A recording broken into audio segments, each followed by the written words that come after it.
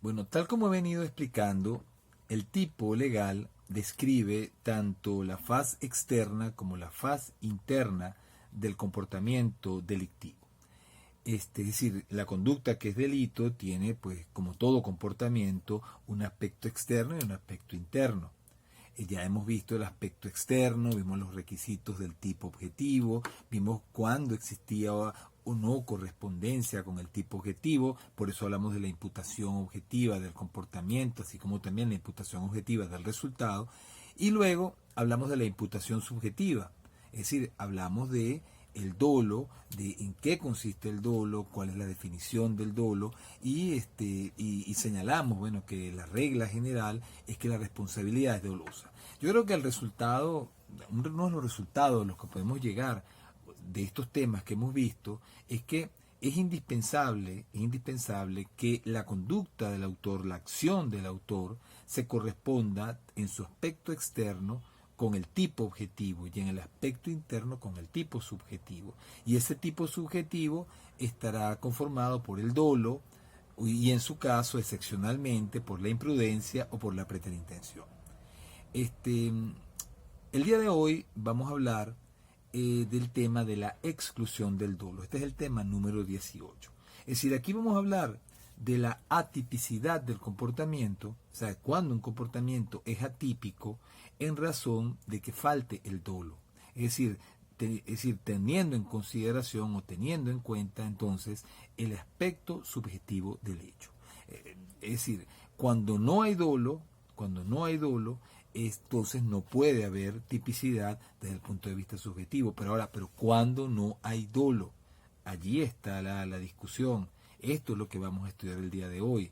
Yo podría decirles que no existirá dolo en la medida que el autor en el momento del hecho se encuentre en una situación de error. Entonces, la causa principal para la que no exista dolo, para que no pueda atribuirse responsabilidad a título de dolo a una persona, es que esa persona en el momento del hecho se encuentre equivocada. Es decir, que tenga un error, es decir, tenga una falsa representación de la realidad. En la medida, repito, que el autor tenga una falsa representación de la realidad, es decir, de los elementos descriptivos del tipo, es decir, de aquellos elementos que dependen fundamentalmente de la percepción sensorial del sujeto, pues en esa medida no habrá dolo. También puede ser, claro está, también puede ser que si el tipo tiene algún elemento de carácter normativo, haya también un error y la persona esté equivocada en la medida de que tenga una falsa representación o una equivocada representación, una equivocada valoración de algún elemento descriptivo. Recuerden que los elementos descriptivos, normativos, pueden ser jurídicos o extrajurídicos. Son palabras, términos que requieren una apreciación desde el punto de vista jurídico o desde un punto de vista cultural. Si el autor no hace la valoración correcta de un elemento descriptivo, de un elemento normativo, en el caso concreto, también estaríamos hablando de una situación de error. Sin embargo, bueno, esto lo vamos a ver con más detalle un poco más adelante. A mí lo que me interesa en este momento es que sepan que no habrá dolo en la medida que haya un error, en la medida que una persona esté equivocada. El error tiene dos formas o puede tener dos modalidades. El error puede ser un error esencial y un error esencial es el que elimina el dolo, es decir, que no hay dolo cuando hay un error esencial, pero también existen los errores no esenciales y los errores no esenciales, si bien no eliminan el dolo, pueden tener algún efecto en cuanto a la responsabilidad penal. Nosotros vamos a empezar explicando lo que es o lo que constituye un error esencial para luego hablar de los errores no esenciales. Ahora, antiguamente, ahora que vamos a entrar en materia, antiguamente se distinguía en la doctrina o se hacía la distinción entre error de hecho y error de derecho. Y se afirmaba, bueno, que el error de hecho era el error que podía ser esencial, es decir, el error que excluiría el dolo y que por lo tanto en virtud de él, en virtud de un error de hecho, podría eximirse de responsabilidad penal. Un error de hecho sería entonces un error, en teoría, un error que recaería sobre las circunstancias fácticas, sobre aquello que debe ser percibido, que debía ser percibido sensorialmente por el autor en el momento del hecho. Esto sería entonces a grandes rasgos lo que se llamaba un error de hecho, un error sobre las circunstancias, sobre las condiciones de hecho de la situación concreta.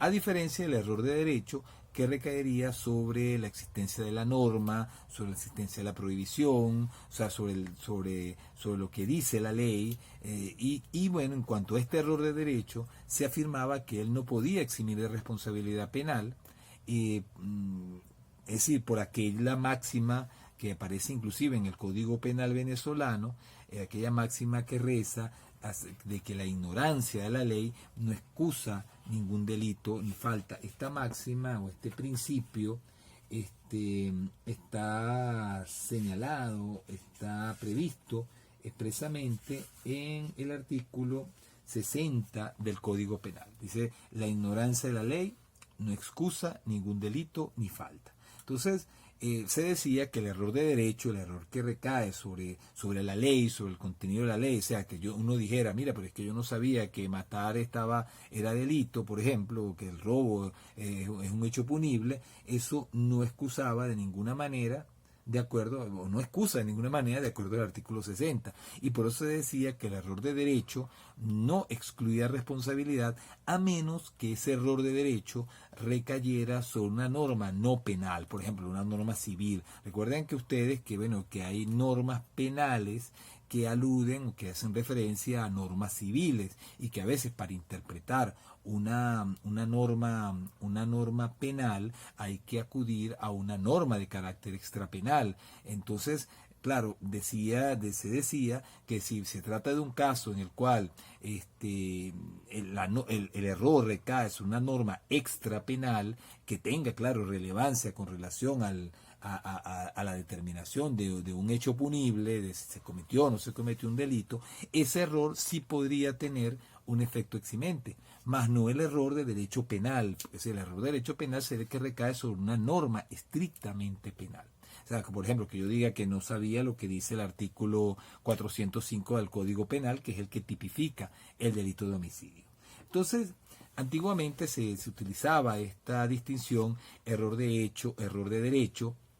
El error de hecho eximía, el error de derecho extrapenal es el que podía eximir y el error de derecho penal, que recae sobre una ley penal, no eximía. Esta distinción, miren, se abandonó en la doctrina penal, sobre todo porque no tenía total claridad. Es decir, aquello que se llama error de hecho podría también en algunos casos considerarse un error de derecho, y entonces había pues una cierta confusión, porque se decía, bueno, a veces hay un error de derecho que también tiene que ver con los hechos, y entonces no se sabría si ese error exime o no se exime. O sea, no era del todo clara la distinción entre error de hecho y error de derecho.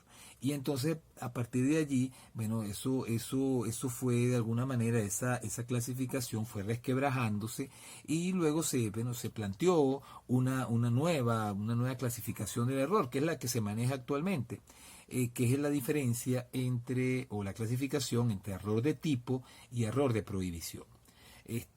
No se puede decir, o sea, quiero también advertirlo, de que el error de tipo sea lo mismo que el error de hecho y el error de prohibición un error de derecho. No, porque fíjense, un error de tipo podría ser tanto de hecho como de derecho, y un error de prohibición también podría ser tanto de hecho como de derecho. O sea, que decir que no hay una equiparación entre el error de tipo y el error de hecho, y el error de prohibición y el error de derecho. O sea, se prefiere esta clasificación porque es una clasificación más completa y bueno, y quizás un poco más clara que la clasificación inicial, esa entre error de hecho y error de derecho. Sin embargo, bueno, algunos autores todavía mantienen esta distinción a pesar de los críticas o de las inconvenientes que podría suscitar, sobre todo en casos en los cuales, si bien se trata de una situación fáctica, tiene que ver directamente con el derecho, y podría pensarse entonces que no es un error de hecho, sino un error de derecho. Entonces, teniendo eso en cuenta, miren,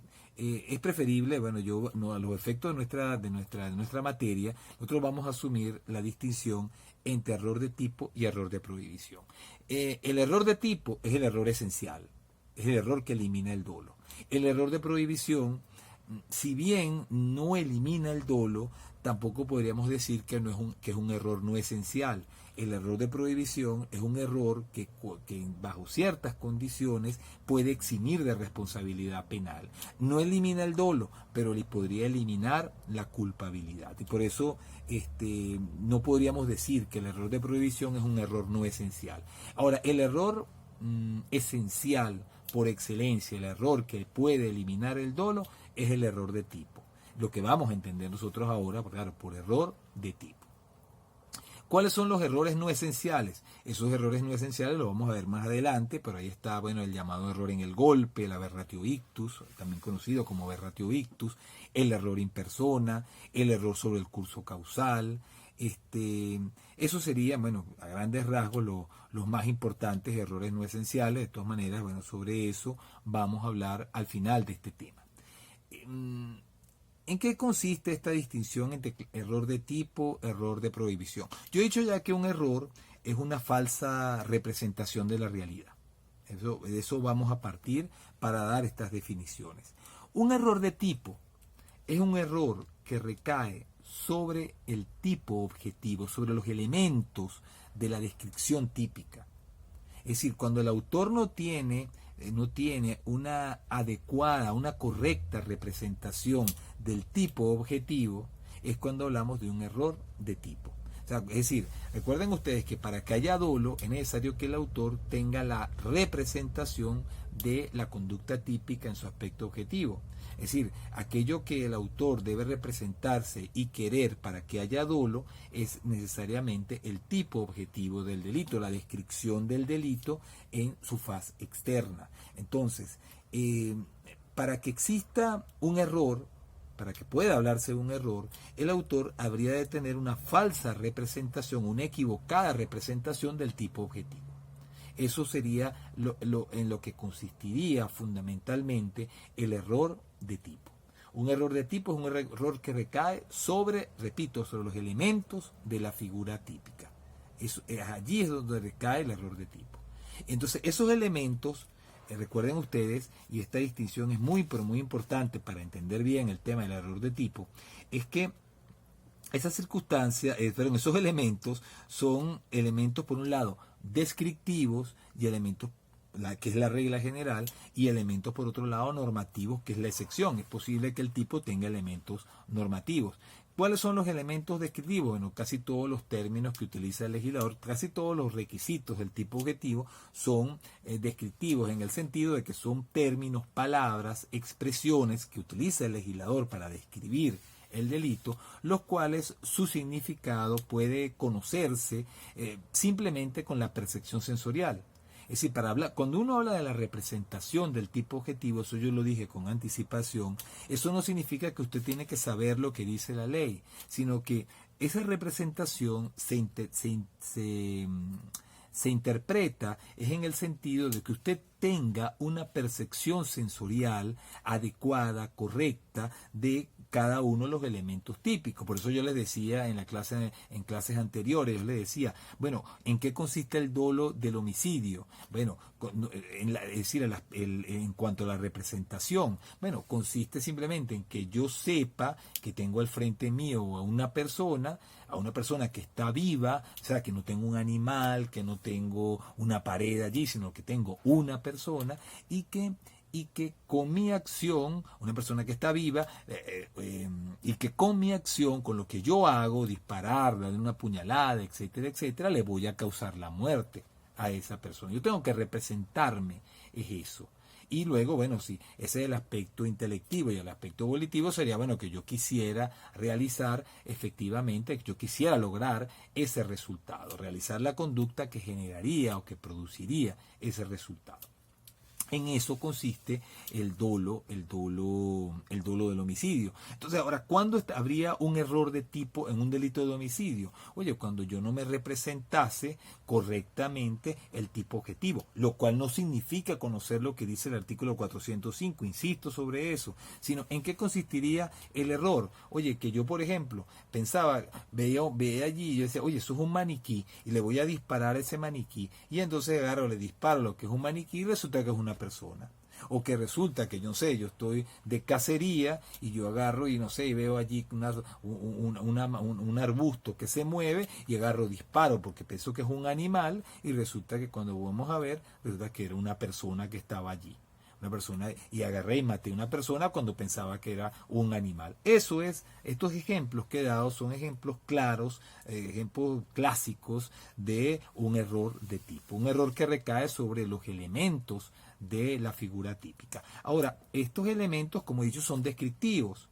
O sea, cuando el tipo legal dice el dar muerte a una persona, son elementos de los cuales su conocimiento va a depender de la percepción sensorial. En estos casos, yo no tuve una percepción sensorial correcta. Yo pensaba, oye, que era un animal, yo pensaba que era un maniquí. O sea, lo que percibí, lo percibí erróneamente, y por eso no tuve una representación correcta del tipo objetivo por mi mala percepción de los hechos. Esto, claro, esta es la primera posibilidad, o quizás la más importante, para que se produzca un error de tipo, que usted no tenga una adecuada representación en el sentido de una percepción sensorial correcta de los elementos descriptivos del tipo.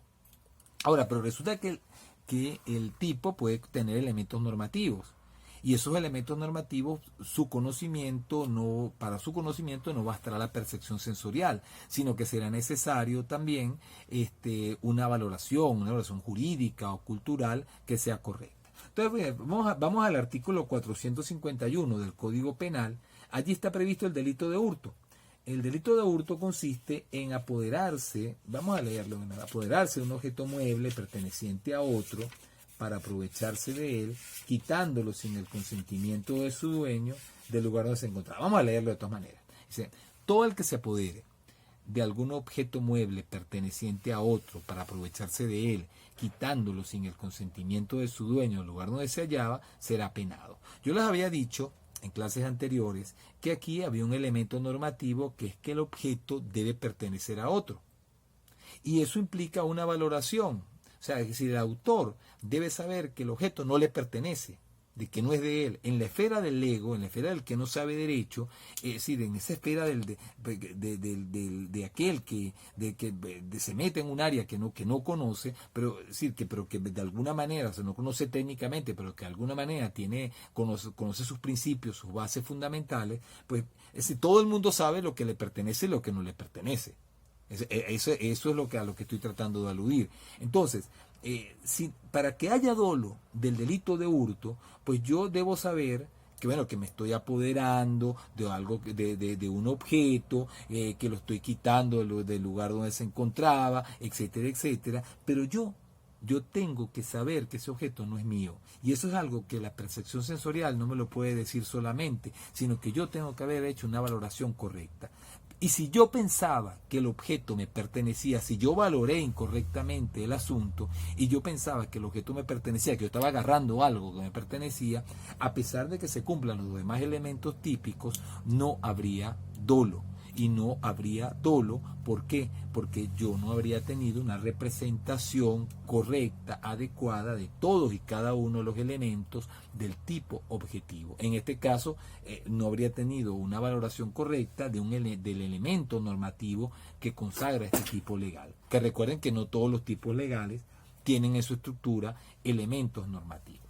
Entonces, ¿qué es un error de tipo? Insisto, un error de tipo es una falsa representación acerca de los requisitos típicos, acerca de los requisitos del tipo objetivo. Esos requisitos pueden ser de carácter descriptivo, pueden ser elementos descriptivos, que es la regla general, o pueden ser elementos normativos, que es la excepción. Es decir, la acción, las referencias de modo, tiempo, lugar, todo eso que explicamos, el objeto material, todos esos son elementos descriptivos. Generalmente con la percepción sensorial usted puede saber, por ejemplo, el objeto material del domicilio es la persona, una persona que esté viva. Ah, bueno, entonces eso basta, que usted tenga la percepción sensorial de ello para que pueda decir que se representó el tipo objetivo del homicidio en ese aspecto.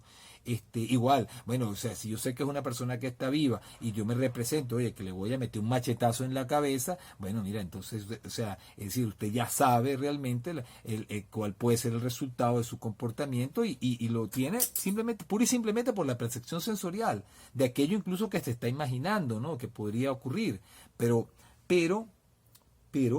cuando usted no tiene esa percepción sensorial adecuada respecto del tipo objetivo, allí es cuando estamos hablando de un error.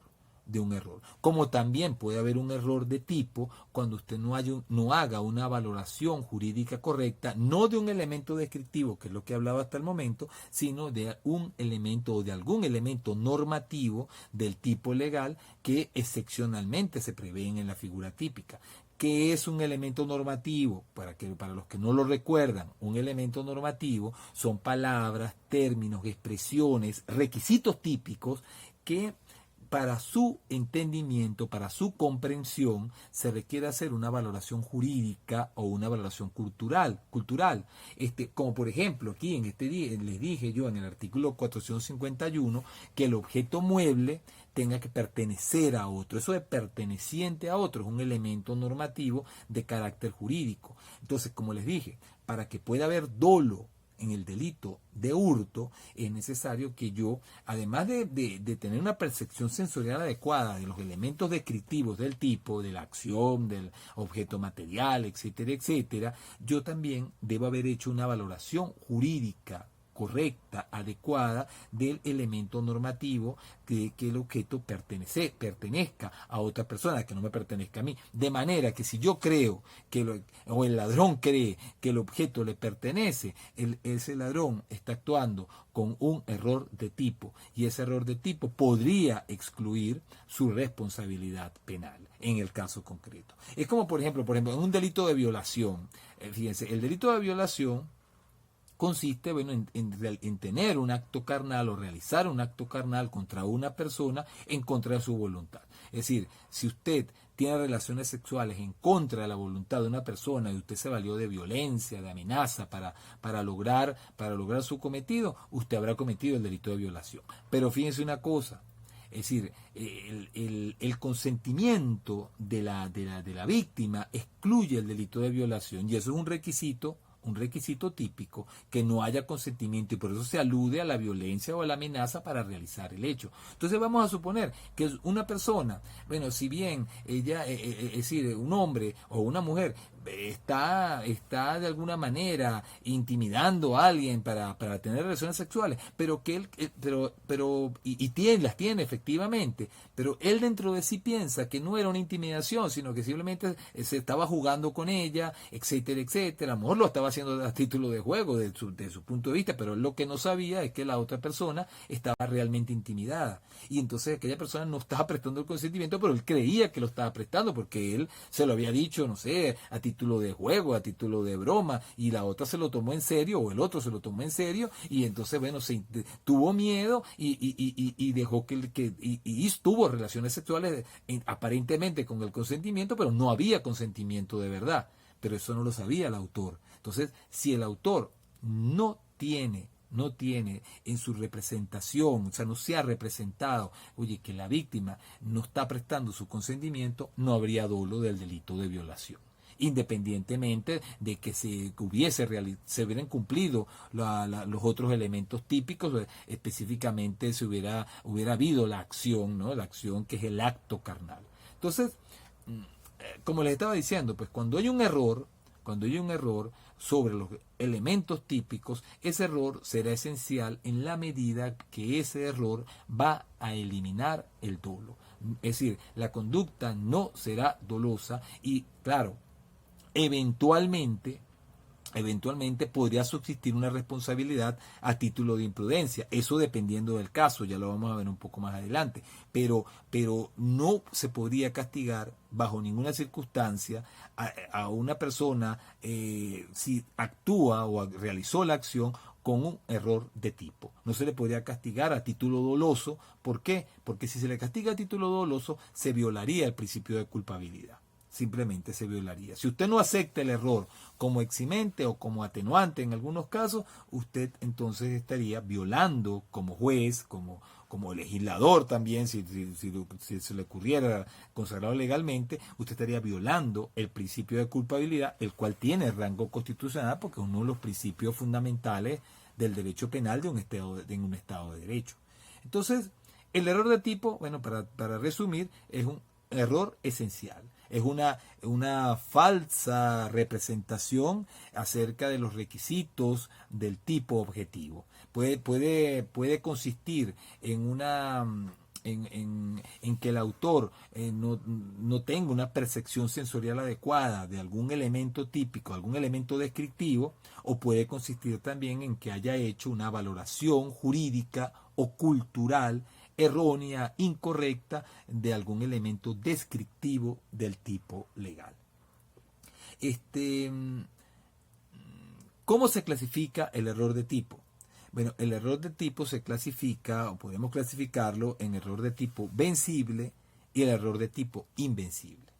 Cuando el error de tipo es invencible, ese error va a eliminar tanto el dolo como la responsabilidad a título de imprudencia, si es que estuviera prevista en la ley esa forma de responsabilidad en el caso concreto del delito sobre el cual se hubiera producido el error. En cambio, si el error de tipo es vencible, subsistirá responsabilidad para el autor a título de imprudencia siempre y cuando exista la figura del delito imprudente en cuanto al caso, en cuanto al hecho punible en particular que se hubiera tratado o se hubiese cometido. Voy a explicar un poco más en qué consiste esto. Miren, un error es vencible, simplemente vamos a decirlo así antes de aplicarlo nuevamente a casos concretos. Un error es vencible en la medida que la persona, con un poco más de cuidado, con un poco más de diligencia, con un poco más de prudencia, hubiera podido vencer el error. O sea, hubiera podido no equivocarse, hubiera podido valorar correctamente un elemento normativo, o hubiera podido tener una percepción sensorial correcta de algún elemento descriptivo del tipo legal. O sea, un error es vencible cuando con un poco más de cuidado, prudencia, diligencia, el autor hubiera podido evitar equivocarse. Por eso también lo llaman error evitable o vencible. En cambio, un error es invencible cuando una persona, por más cuidado, por más prudencia, por más diligencia con que hubiese actuado, eso es una valoración que va a hacer el juez necesariamente, bueno, si una persona, por más cuidado, diligencia, prudencia con que hubiese realizado la acción, se hubiera equivocado de la misma manera, cualquier persona en las mismas condiciones se hubiera equivocado, eso será un error invencible. Entonces, si el error de tipo es invencible, es decir, que por más cuidado, diligencia, la persona se hubiera equivocado igualmente, cualquiera se hubiera equivocado, ese error elimina el dolo y elimina también la culpa. Es decir, que no habría imputación subjetiva de ninguna clase cuando el error de tipo es invencible. O sea, por ejemplo, yo pensaba que era un maniquí, pero un maniquí que parecía que era algo completamente, completamente real, parecía realmente una persona, pero yo pensaba que era un maniquí. O sea, me habían dicho que era un maniquí. Y entonces yo agarré y le disparé y resulta que cualquier persona en las mismas condiciones hubiera pensado que eso era un maniquí. En las mismas condiciones, es decir, me hubiera pensado porque parecía realmente pues un maniquí. No sé si dije parecía una persona, no, parecía un maniquí. O sea, entonces yo, es que mira, si me hubiera acercado 1 metro, 2 metros, me hubiera acercado un poquito más, igualmente cualquiera en las mismas condiciones se hubiera quedado. El tipo estaba totalmente paralizado allí y no se movía para nada. Y yo estaba haciendo puntería y le disparé. O sea, si un error es invencible, Es decir, eso significa que ninguna persona se hubiera, es decir, que ninguna persona se hubiera dado cuenta, hubiera tenido una percepción sensorial correcta de la situación de hecho o hubiera valorado correctamente algún elemento normativo. El error entonces, repito, de tipo invencible excluye tanto el dolo como la culpa. Y no habría tipicidad por falta de dolo y por falta de culpa. O sea, no habría imputación subjetiva. En cambio, fíjese, habría un error de tipo vencible, como les dije, cuando con un poco más de cuidado, con un poco más de diligencia, yo me hubiera dado cuenta de que eso era un maniquí. O sea, mira, oye, pero es que ahora que me acerqué, no, hombre, pero fíjate cómo se está medio moviendo, está temblando, no, eso es una persona, eso no es un maniquí. Si yo hubiera tenido esa posibilidad, o sea, realmente en el caso concreto, y eso lo va a valorar el juez de acuerdo a las condiciones, la visibilidad, es decir, las condiciones de hecho en que se encontraba el sujeto, o sea, si cualquier persona en las mismas condiciones, oye, no se hubiese equivocado, una persona más cuidadosa, un buen padre de familia, hubiera dicho, no, mira, eso no es un maniquí, eso es una persona. Bueno, si el juez llega a esa conclusión, entonces en casos como este, por ejemplo, le disparé y murió una persona que estaba allí y murió, pues no se me podrá castigar, no se me podría castigar a título doloso, es decir, no podría decir que yo tuve el dolo de matar a una persona porque yo le estaba disparando un maniquí. Desde mi punto de vista era un maniquí. Yo estoy equivocado realmente, yo pensaba que era un maniquí, lo que pasa es que yo podía haberme dado cuenta que no era un maniquí. Entonces, siendo de esa manera, a mí se me hará responsable no a título doloso, sino a título de imprudencia, de delito culposo. Aquí lo que habría es un homicidio culposo. Pero una observación que les hago. En el error vencible habrá responsabilidad culposa siempre que ocurra como ocurre con el delito de homicidio, que el delito de homicidio tiene una figura culposa, que está el homicidio culposo en el artículo 409 del Código Penal. Pero si un delito no tiene figura culposa y hay un error de tipo vencible, ese error no podrá ser, o sea, esa persona no podrá ser castigada por el hecho realizado. Por ejemplo, en el caso que les dije yo de la violación, el sujeto cree que la víctima está prestando su consentimiento, su opinión, o sea, de su punto de vista, él estaba actuando simplemente, mira, como no sé, como de una manera galante, de una manera, no sé, imponente, no sé, pero en ningún momento él pensaba que la persona, que la víctima estaba intimidado, tenía miedo. Pero fíjense una cosa, con un poquito más de cuidado, con un poco más de diligencia se hubiera dado cuenta. Y eso vamos a suponer que el juez lo valora así. El error era vencible. Ah, pero ¿qué hacemos? ¿Cómo castigamos? No podemos castigarlo porque no hubo dolo. Ah, pero un momento, podemos castigarlo a título culposo. Ah, sí, pudiera ser, pero el problema es que no hay figura culposa del delito de violación. El delito de violación no está previsto en la modalidad culposa. Por lo tanto, un error vencible en estas circunstancias, en estas condiciones, conduciría a una exención de responsabilidad penal. Es decir, que al excluirse el dolo, esta persona no tendría responsabilidad porque no habría tipo legal en el cual enmarcar su comportamiento. Es decir, cuando el error de tipo es vencible, va a excluir el dolo siempre va a excluir el dolo y podrá dejar subsistente la culpa, el castigo a título culposo, en la medida que hay un tipo culposo previsto en la ley que se amolda el comportamiento del autor. Pero si no existe ese tipo culposo, el comportamiento terminaría siendo atípico. Entonces, claro, el error de tipo es un error entonces de bastante importancia de cara a la aplicación del derecho penal. ¿Por qué? Porque cuando hay un error de tipo, miren, la regla general es que esa persona quedará eximida de responsabilidad penal. Sea vencible o sea invencible. Claro, cuando sea vencible, podría haber una responsabilidad a título de imprudencia. Por ejemplo, en delitos como el homicidio, como las lesiones, que tienen figuras imprudentes. Pero cuando un delito no tiene, que son la mayoría, no tienen figura imprudente, entonces pues, en esas hipótesis el autor quedaría exento de responsabilidad penal porque no habría tipo legal culposo al cual se le pudiese atribuir su responsabilidad. Entonces, Eso hay que tenerlo en cuenta en cuanto al error de tipo, y en cuanto a esta clasificación del error de tipo en error de tipo vencible y error de tipo invencible.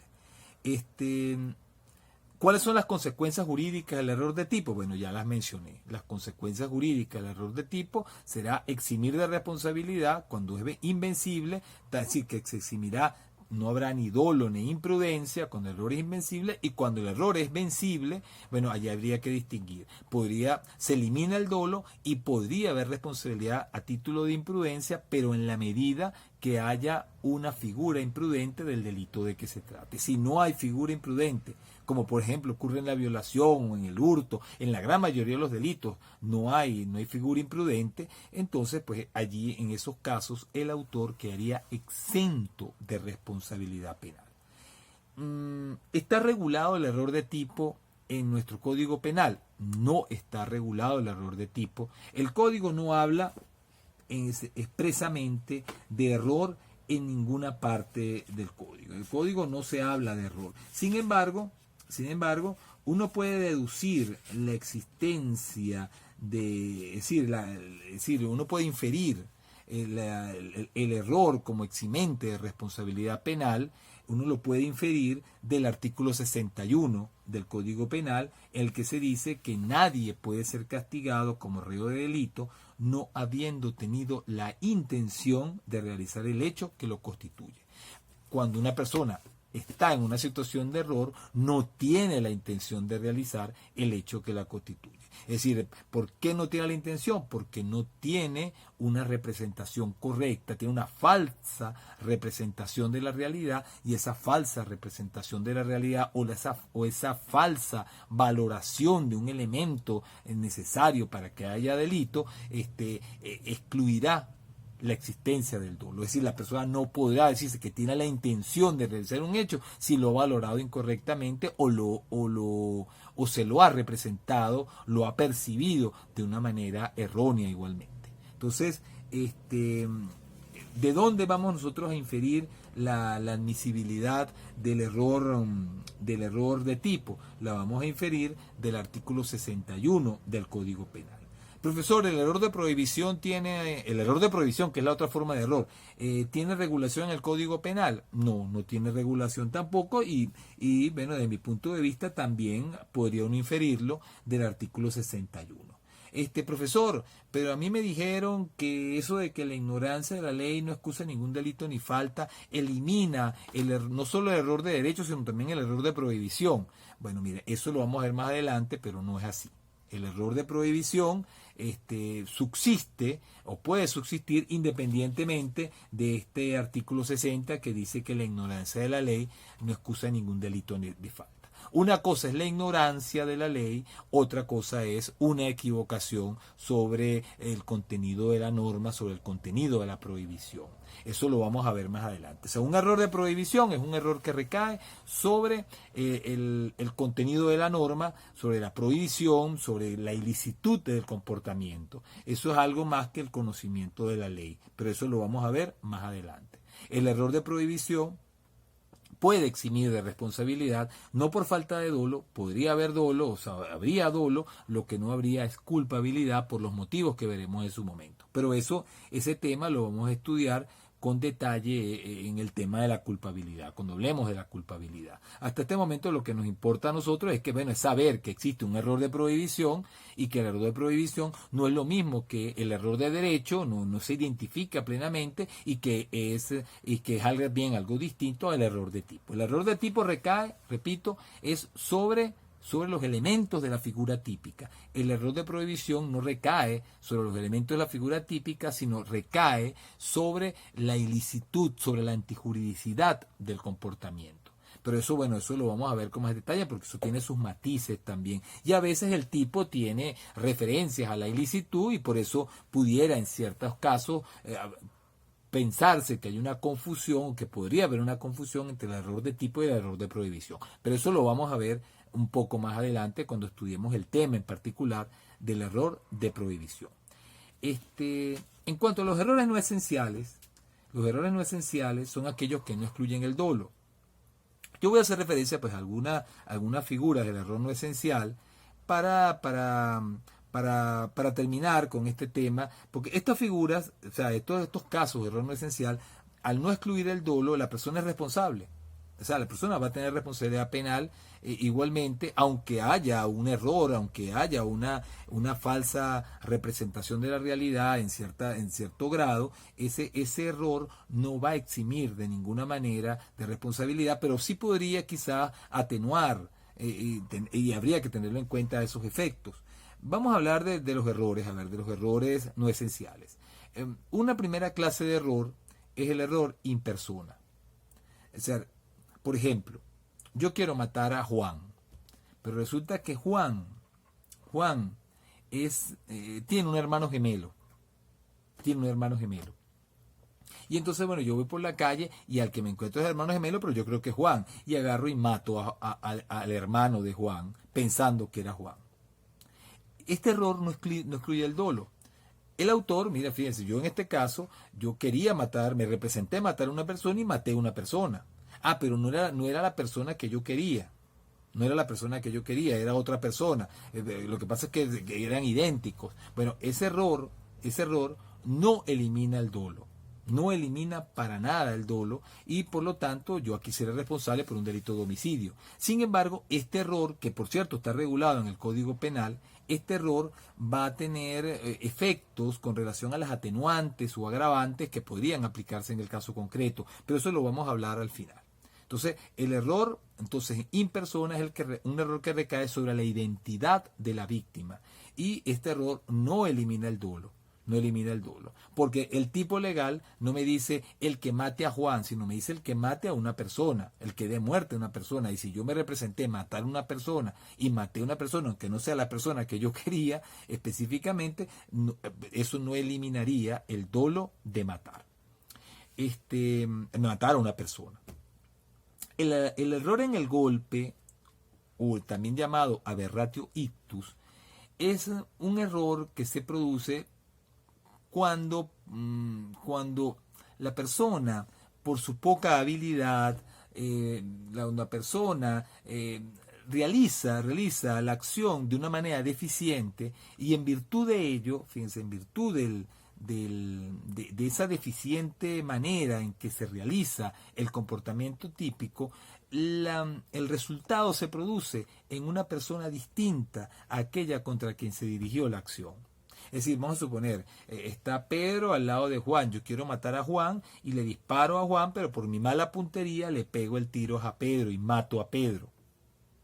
Esto es lo que se llama un error en el golpe, también conocido como aberratio ictus. Fíjense, aquí el mismo razonamiento que tuvimos con anterioridad, es decir, el tipo legal me dice el que dé muerte a una persona, el artículo 405. Yo me representé matar a una persona, a Juan, pero resulta que maté a Pedro por la forma en que errónea, la forma deficiente en que disparé, le pegué el tiro, por mi mala puntería, le pegué el tiro, fue a Pedro. Bueno, en ese caso, yo de todas maneras, yo estoy matando a una persona, hay dolo de matar, y por lo tanto, yo seré responsable de homicidio. La pregunta es, bueno, pero entonces ¿qué importancia tiene un error no esencial? No, sí tiene importancia porque aquí también, al igual que el error in persona, eso, es decir, esa equivocación tendrá consecuencias de cara a las atenuantes o a las agravantes de responsabilidad que podrían haber. Pero eso la voy a hablar en el último punto, que es la regulación de los errores no esenciales en la ley. Otra clase de error. Y bueno, con esto yo creo que podríamos terminar, aunque bueno, no, me gustaría hablarles quizás también de otro. Bueno, vamos a primero ver es el error sobre el curso causal. Vamos a poner como un ejemplo para que sea más sencillo entenderlo. Resulta que yo quiero matar a una persona, yo sé que una persona no sabe nadar. Y entonces, bueno, yo decido a esa persona lanzarla por un puente a un río caudaloso, para que se ahogue, para que muere ahogada. Entonces yo agarro y tlácata la lanzo. Pero la persona no muere ahogada, sino que muere porque cuando cayó al río, pegó la cabeza, cuando cayó, pegó la cabeza contra las bases del puente. Y se mató del golpe en la cabeza.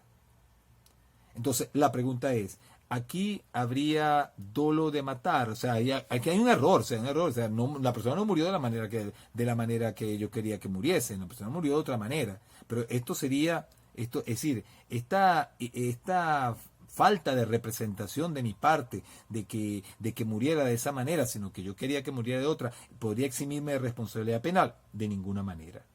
De ninguna manera. Igualmente habría dolo de matar y por lo tanto, y desde el punto de vista objetivo, a mí se me va a imputar ese resultado. Igualito se me va a imputar ese resultado de la muerte de esa persona. Pero desde el punto de vista subjetivo, yo no podría decir, no, bueno, es que esta equivocación que tuve excluye el dolo porque yo lo quería matar de otra manera. Y resulta que murió porque pegó la cabeza contra la base del puente, ¿no? O sea, esto es un error también no esencial, no elimina el dolo y aquí esto no tiene regulación, pero bueno, se sobreentiende que aquí la intención de realizar el hecho no se vería excluida. Usted quería matar a la persona y usted mató a una persona y realizó una acción tendiente a matar a una persona y la persona murió y fue consecuencia causal de la conducta por usted realizada. Además, cualquier persona racional que lanza a otra por un puente, bueno, puede perfectamente, un buen padre de familia puede representarse que la persona muera ahogada o que pueda morir por haber pegado la cabeza contra las piedras, contra la base del puente, etc. Es decir, hay una serie de hipótesis o posibilidades de que muera de una manera distinta que pueden pasarle por la cabeza y que se la puede representar cualquier persona racional, diligente, prudente. Entonces, este error no eliminaría tampoco el dolo del autor. Otros casos de errores no esenciales, y con esto vamos a terminar la clase, bueno, aunque nos faltaría todavía la regulación de los errores no esenciales, disculpen, es el caso de la consumación anticipada y las hipótesis de dolus generalis, o de dolo general. Vamos a empezar con la consumación anticipada. Voy a poner un problema para que se entienda, para entender este tema de la consumación anticipada, que es un caso de error. Vamos a suponer, yo quiero matar a una persona lanzándola por una ventana. Lanzándola por un puente, por un balcón. Bueno, pero antes de lanzarla por la ventana, pues yo decido, no sé, sofocarla con un colchón para ahogarla, para que se desmaye y después agarrar o hacerle una llave allí, un mataleón, como dicen, para de esa manera someterla y después poder lanzarla con facilidad por el balcón. Entonces, bueno, resulta así, le hago pues un mataleón, es decir, un mataleón es una llave aquí al cuello que la persona se asfixia y llega un momento que por no fluir la sangre al cerebro, la persona se desmaya, pero la persona queda viva allí, queda viva. Claro, si se aprieta mucho más, pues la persona puede morir o podría morir. Pero vamos a suponer, entonces, bueno, que le hago el mataleón y después, bueno, ya está adormecido, ya, bueno, la lanzo. Pero ¿qué pasa? Que después la autopsia dice que la persona, cuando yo la lancé, o sea, cuando cayó al piso, ya estaba muerta porque la había asfixiado, se me había pasado la mano con lo del mataleón. Esto es un caso de consumación anticipada. El delito de homicidio se había consumado en un momento anterior. O sea, no en el momento que yo quería, de la forma, o sea, la persona no habría muerto de la forma que yo quería, habría muerto en el momento anterior. Es decir, en el momento en que yo estaba realizando un acto que sería preparatorio. También puede ser que yo, no sé, le haya puesto una almohada en la cara para sofocarla y de esa manera debilitarla y lanzarla.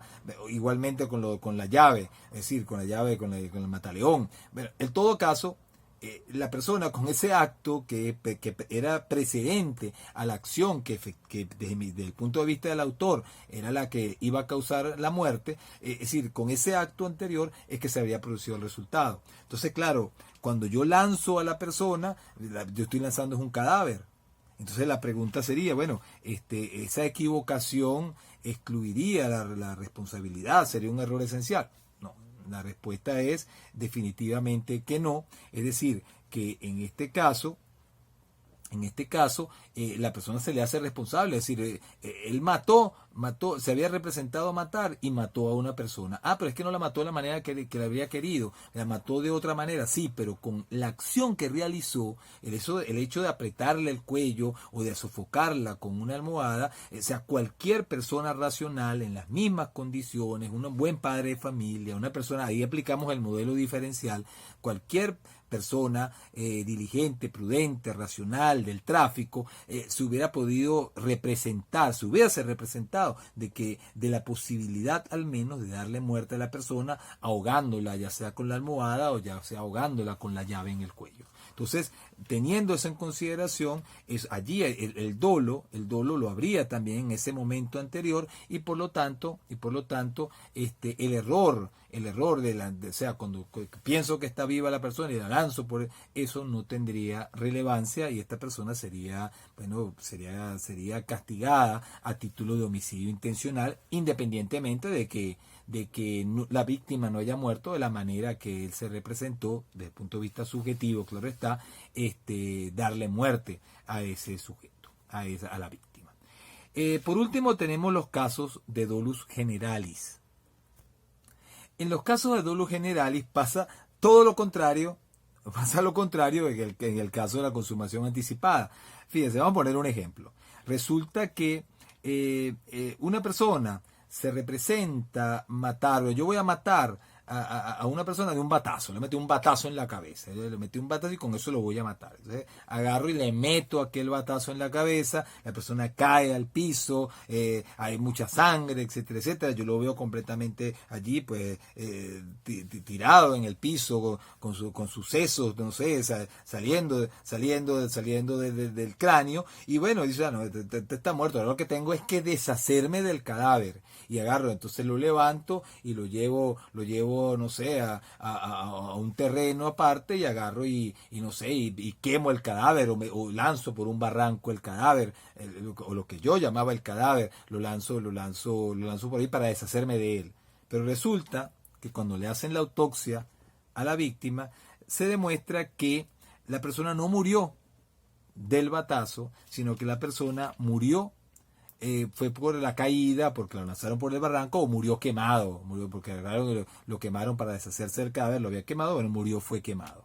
Entonces, la pregunta es, bueno, en estos casos, ¿cómo se resuelve el asunto? Porque claro, en el momento del hecho,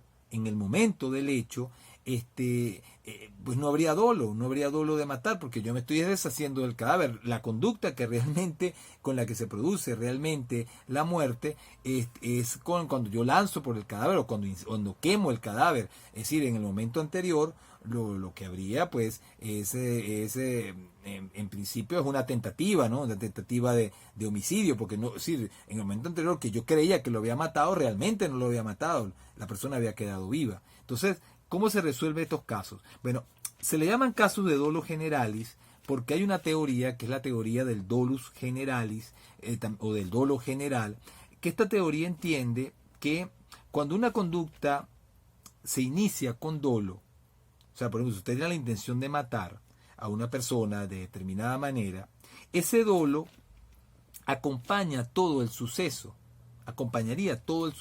Es decir, que todo lo que ocurra en el contexto tempoespacial que se realiza el hecho, todo lo que ocurra a usted se le va a atribuir a título de dolo. Es decir, que en este caso, o sea, la teoría del dolus generalis diría, bueno, el dolo inicial que se tenía de matar, o que se tenía de causar la muerte de la persona cuando le di el batazo, ese dolo de matar se extendería a el hecho de luego lanzar el cadáver.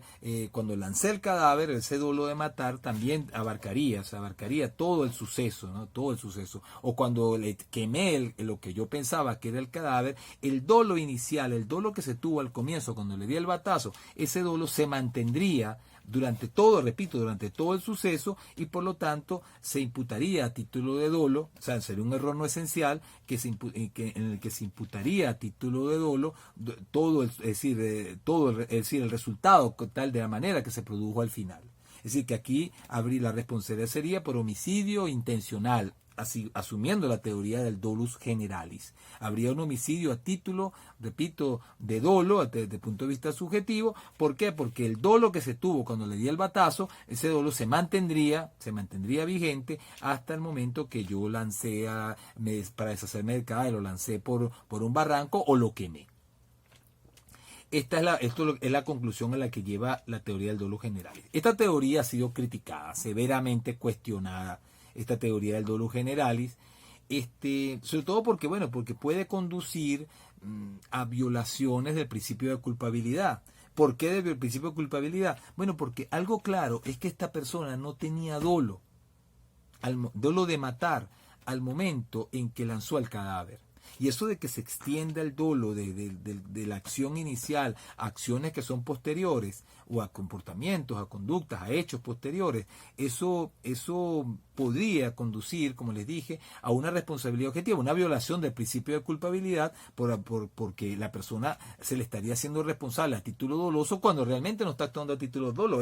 Para actuar usted con el dolo de matar, tiene que saber que tiene a sus manos una persona viva y que le va a causar la muerte con su conducta, y en este caso no es así. En este caso yo lo que creo, la persona que lo que cree es que tiene un muerto allí, un cadáver al cual tiene que deshacerse de él y lo quema o agarra y lo lanza por un barranco. Entonces, esta posición ha sido cuestionada, repito, porque sería, sus conclusiones podrían conducir a una violación del principio de culpabilidad. ¿Qué es lo que se dice? ¿Cómo debería resolverse este tipo de casos?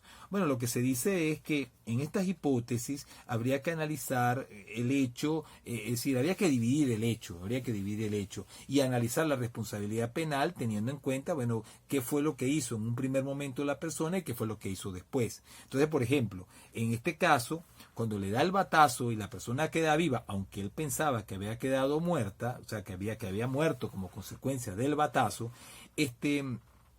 aquí lo que habría en este momento, hasta este momento, es una tentativa de homicidio. Habría tratado de matarlo y no lo consiguió, que es lo que llamaría nuestro Código Penal un delito frustrado de homicidio. Hasta ese momento lo que habría es un delito frustrado de homicidio. Ahora, después que él agarre y para deshacerse del cadáver lo lanza por un barranco o lo quema, en ese caso él está actuando con un error. Él está actuando con un error, un error de tipo, porque él está realizando una acción sobre lo que cree que es un cadáver, cuando en realidad lo que estaba allí era una persona viva. Es algo parecido al caso del maniquí. Entonces, por esa razón, aquí lo que habría que ver si ese error es vencible o es invencible.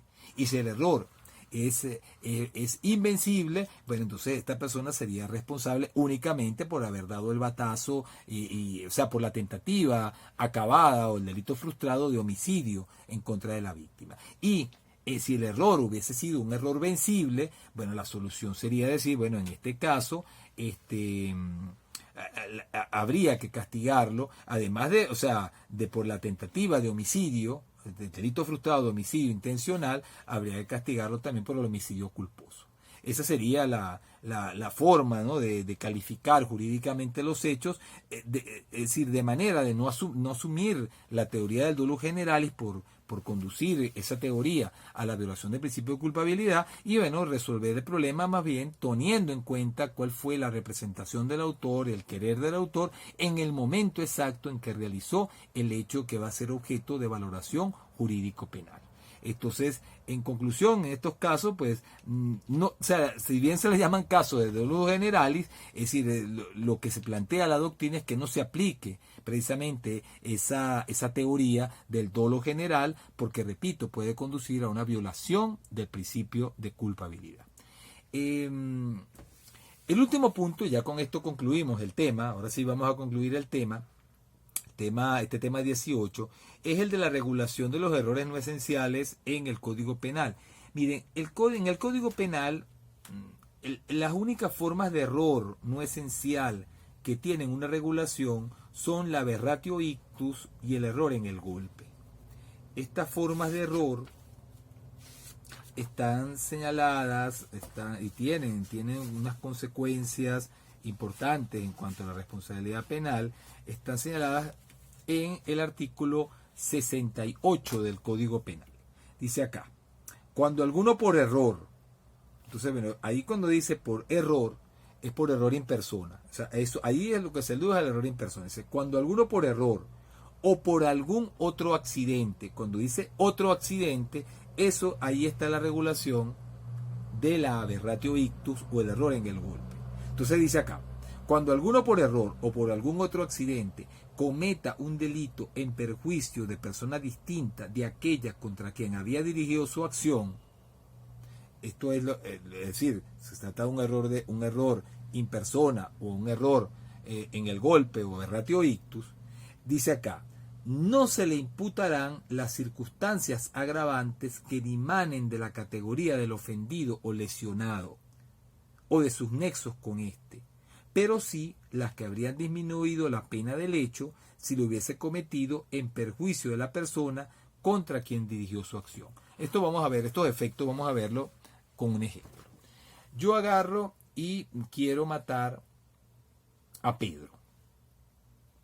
Y resulta que, bueno, que yo estoy esperando a Pedro, que salga de su casa, etcétera, etcétera. Y agarro y, bueno, cuando Pedro sale de su casa, o lo que yo creo que es Pedro, le disparo.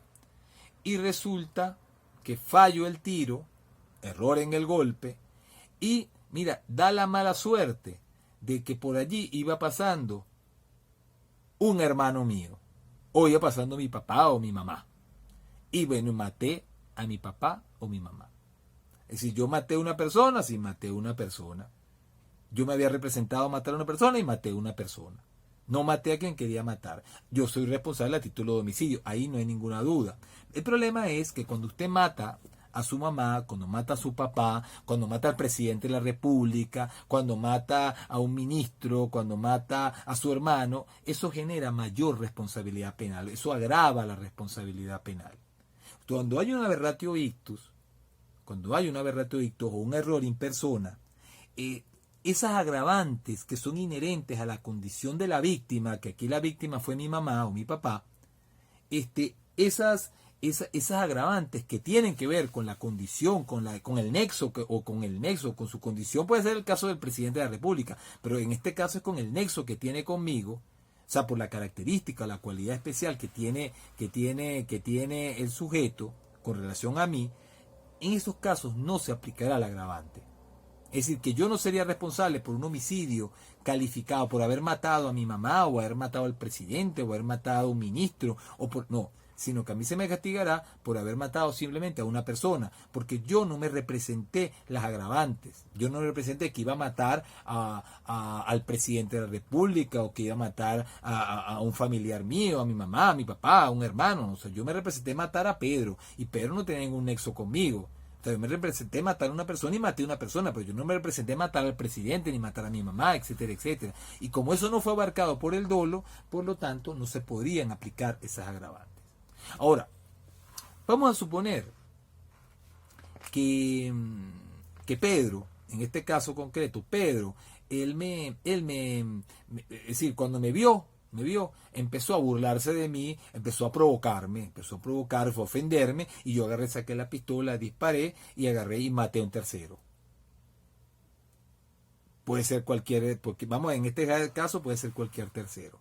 Fíjense, el hecho que él me haya provocado es un atenuante de responsabilidad penal. No atenúa mucho, pero atenúa. El hecho de una provocación, de que haya una provocación, un mínimo provocación, eso ya puede atenuar la responsabilidad penal.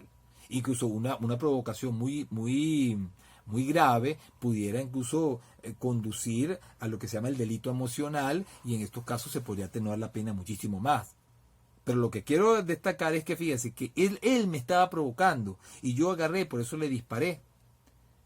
Esa atenuante de responsabilidad que tendría razón de ser si yo le hubiera metido el tiro a Pedro y no al que iba pasando, esa atenuante de responsabilidad de todas maneras se me va a aplicar a mí, aunque a quien haya matado es otra persona. Eso en virtud del artículo 68. Entonces, ¿cuáles son los efectos del aberratio ictus? Los efectos tienen que ver con las atenuantes y con las agravantes. O sea, con las agravantes porque no se van a aplicar las agravantes que dimanen de la categoría, es decir, de la condición que tenga la víctima en definitiva del hecho punible o de los nexos que pueda tener con el autor, y tampoco, es decir, no se aplicarán esas agravantes, pero sí se aplicarán las atenuantes que hubiera tenido razón de ser en caso de que no se hubiera producido el error.